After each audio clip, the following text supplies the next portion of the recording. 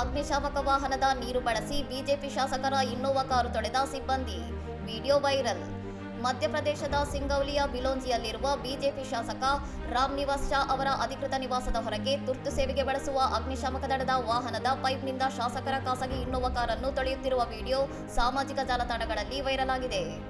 ಅಗ್ನಿಶಾಮಕ ವಾಹನದ ಮೆದುಗೊಳವೆಯಿಂದ ನೀರು ಬಿಟ್ಟು ಮೂವರು ಸಿಬ್ಬಂದಿ ಕಾರನ್ನು ಸ್ವಚ್ಛಗೊಳಿಸುತ್ತಿರುವ ದೃಶ್ಯವನ್ನು ಸ್ಥಳೀಯರು ಸೆರೆ ಹಿಡಿದಿದ್ದು, ತುರ್ತು ಸಂದರ್ಭಗಳಲ್ಲಿ ಜನರ ಜೀವ ಹಾಗೂ ಆಸ್ತಿ ರಕ್ಷಿಸಬೇಕಾದ ಸರ್ಕಾರಿ ಯಂತ್ರೋಪಕರಣಗಳನ್ನು ಈ ರೀತಿ ವೈಯಕ್ತಿಕ ಕೆಲಸಕ್ಕೆ ದುರ್ಬಳಕೆ ಮಾಡಿಕೊಳ್ಳುತ್ತಿರುವುದಕ್ಕೆ ತೀವ್ರ ಟೀಕೆ ವ್ಯಕ್ತವಾಗಿದೆ.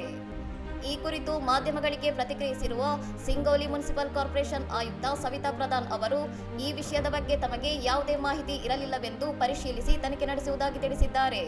ವೈರಲ್ ಆಗಿರುವ ಈ ವಿಡಿಯೋದ ಬಗ್ಗೆ ಶಾಸಕ ರಾಮ್ ನಿವಾಸ್ ಶಾ ಅವರು ಇದುವರೆಗೆ ಯಾವುದೇ ಅಧಿಕೃತ ಸ್ಪಷ್ಟನೆ ಅಥವಾ ಪ್ರತಿಕ್ರಿಯೆ ನೀಡಿಲ್ಲ. ತುರ್ತು ಸೇವಾ ವಾಹನಗಳ ವೈಯಕ್ತಿಕ ಬಳಕೆ ಹಾಗೂ ದುರ್ಬಳಕೆ ಕುರಿತಂತೆ ಸಾರ್ವಜನಿಕ ವಲಯದಲ್ಲಿ ಮತ್ತು ಸಾಮಾಜಿಕ ಜಾಲತಾಣಗಳಲ್ಲಿ ಗಂಭೀರ ಚರ್ಚೆ ಹಾಗೂ ಆಡಳಿತಾತ್ಮಕ ಹೊಣೆಗಾರಿಕೆಯ ಪ್ರಶ್ನೆಗಳು ಹುಟ್ಟಿಕೊಂಡಿವೆ.